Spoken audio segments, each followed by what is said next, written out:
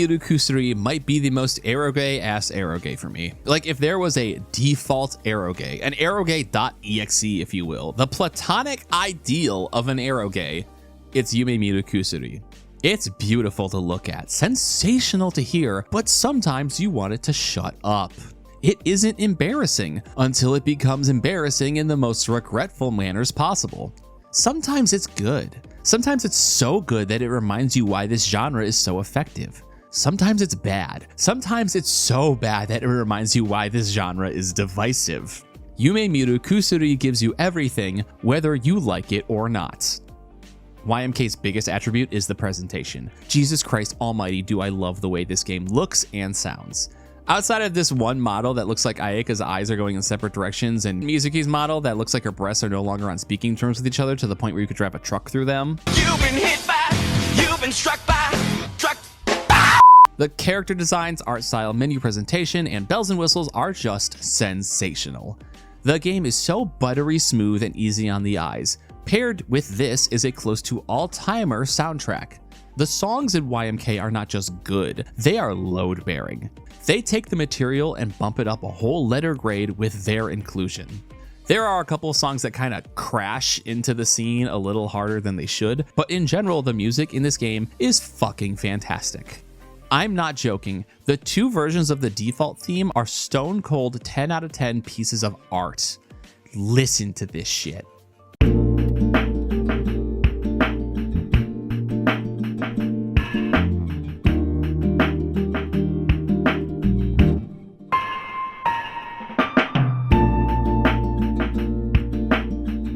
When you spend the evening alone with Mizuki in the student council room with this song draped over your shoulders like a thin sheet, you feel it. You can easily lose yourself in the setting because it feels so real, so tactile, so calm. As oxymoronic as it sounds, there is this almost aggressive sense of relaxation. Its sister song, Orange Twilight So Close, performs the same magic trick a second time.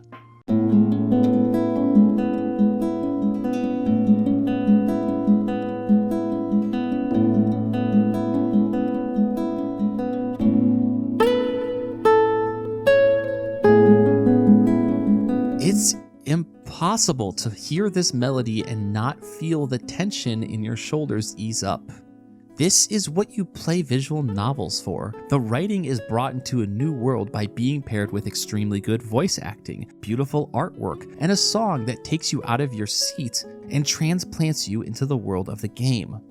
There are times during Yume Miru Kusuri that I am absolutely whisked away, able to live in the fantasy of another world because the game's presentation has such a powerful grip. And then I am yanked right out of that immersion because the game is showing me Kohei's little sister bare-ass naked or being a level of homophobic that could only pass in a game released in 2005. Man, I'm not fucking joking. For every moment I think I am playing something wonderful, there is a moment I think, nay, I fucking know, I am playing something that is dog shit. Kohei's coworker Hirofumi is gay, and every time he's on screen, you can tell the game is biting its tongue hard enough to cause bleeding, trying not to call him a slur. It wants to call him a slur so badly you don't even understand. It throws around some other slurs that were regrettably much more acceptable in the 2000s, but man, when it comes to Hirofumi, the game's face is red and sweating trying not to say it. I'm not even gonna touch the naked little sister stuff, like what the fuck, man, come on. It's such a black mark on the game because when it doesn't have its head up its own ass or is doing the worst anime bullshit around, YMK can be great. Each of the three routes have a central theme you deal with. Media literacy be damned, it's right on the cover. You can't fucking miss this one, there's no excuse. How well it handles those themes may be up for interpretation. These two aren't handled very well! But it's at least trying.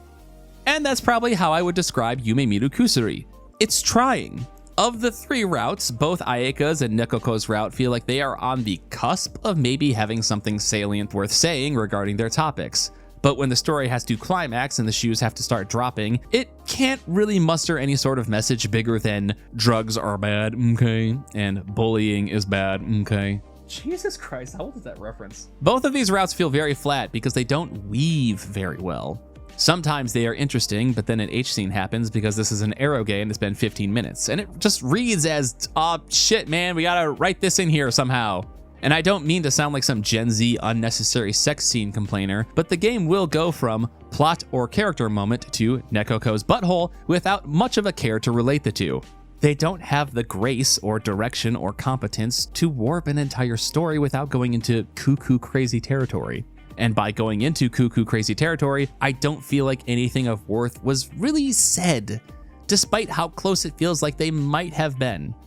Ayaka's route ends without any real satisfactory rumination of bullying, and Nekoko's route has to find a way to circle the square on a story of drug use that is just too fantastical to have any real touch to it. They both try, but they both have a moment towards the end where it feels like they have to give up and just kinda go bonkers to write themselves into the ending. Which all of this is so curious compared to Mizuki's route, because her route is awesome. Time spent with Mizuki grants you a look into a character that has wrinkles to her. There is a tension to your interactions because you don't know where the power play ends and where the sincerity begins. I think it's a well done look at someone who is complicated and troubled, someone who acts destructively and does so with the sense that she can get away with it. Even her H scenes feel like they feed into the whole of her character instead of just being genre-mandated arrow content. There's even one scene that might be among the best things I've read in a VN. Spoilers for Mizuki's route, skip to this time code if you don't want to hear them. There is a part of Mizuki's route where an abrupt time skip happens and you find yourself in a very different place. While Kohei, and by extension the player, attempts to figure out if what they are going through is real or a dream, there is this palpable tension because either option feels possible. When it's revealed that this isn't a dream and that Mizuki kinda straight up drugged and kidnapped you, the displaced feeling doesn't go away, instead turning the idea of if you are dreaming into a very real nightmare. It's some of the most effective writing I've seen in a while because it happens so instantly and you are backfilling your understanding of what's going on while also dealing with a situation that is becoming more and more intense. It feels like the more you are trying to ground yourself, the more you are losing control of where you are and what's going on. Whereas the other routes have the moment where they kind of jump the shark, this insane ramp up feels earned because Mizuki has spent the entire route building up to doing something this dangerous and impulsive. It's moments like this that make me glad I read this. Also, while I have you in spoiler territory, let's briefly touch on the elephant in the room. Yes, the climax of Ayaka's route is completely fucking insane. It's outrageous and exploitative and completely over the top, and I'm certain it's the big thing people remember from this game because how in God's name could you not? It's not good, but I kinda respect the writers for just going buck wild because they don't think they had any other choice given where their story was going. Really, the route does tip its hand pretty early when Ayaka, in very literal and serious terms, tells you to go out with her or she's gonna jump off the school roof.